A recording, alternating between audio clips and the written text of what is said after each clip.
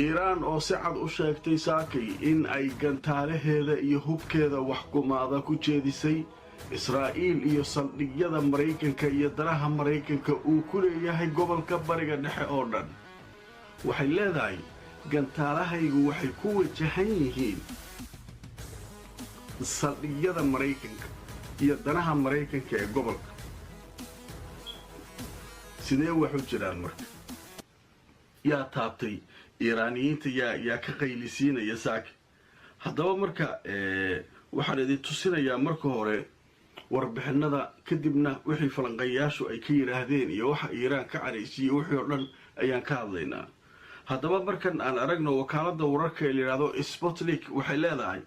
ciidanka Iiraan waxay sheegeen dhammaan masaalixda ama danaha Mareykanka ee gobolka inay markaa yihiin kuwa iyaga diiradda u saaran oo gantaalahoodu ay ku wajahan yihiin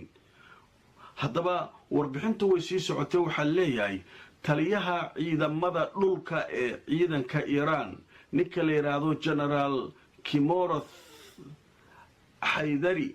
ayaa sheegay gelinkii dambe ee shalay in dhammaan masaalixda Mareykanka iyo saldhigyadiisa uu ku leeyahay gobolka ay yihiin bartilmaameedka gantaalaha Iiraan oo markaa haddaba ay lagu sii jeediyay oo markaa ay ku sii jeedaan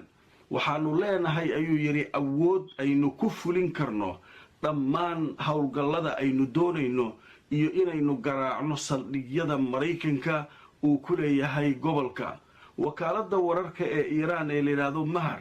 ayaa iyaduna saaki waxay sheegaysaa tasriixaadkaas generaalka ama hadalkiisaas inuu markaa muujinayo heerka la kala taagan yahay iyo cabsida laga qabo in dagaal foolka fool oo toosa Iiraan iyo xulufadeeda iyo Mareykanka iyo Israa'iil uu ku dhex maro gobolka marka uu Donald Trump yimaado halkaas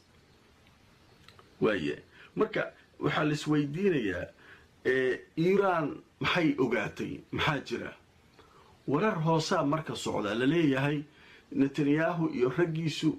waxay doonayaan Trump marka uu yimaado in xarumaha nuclearka Iiraan la duqeeyo sababtoo ah nuclearka Iiraan waxa leeyahay wax yar ayaa ka dhiman inuu hub isu bedelo halka wararka qaar ay leeyihiin haddaba waxa laga yaabaa ilaa 10 kamida bambooyinka nuclearka Iiraan inay haysato oo ay sii wadi doonto marka Israa'iil waxa ay ka baqayso waa nuclearkaas Joe Biden iyo raggiisu way diideen in la weeraro xarumaha nuclearka ee Iiraan Trump ayaa marka waxa leeyahay wuu ka soo dhameystay markii uu u tagi jiray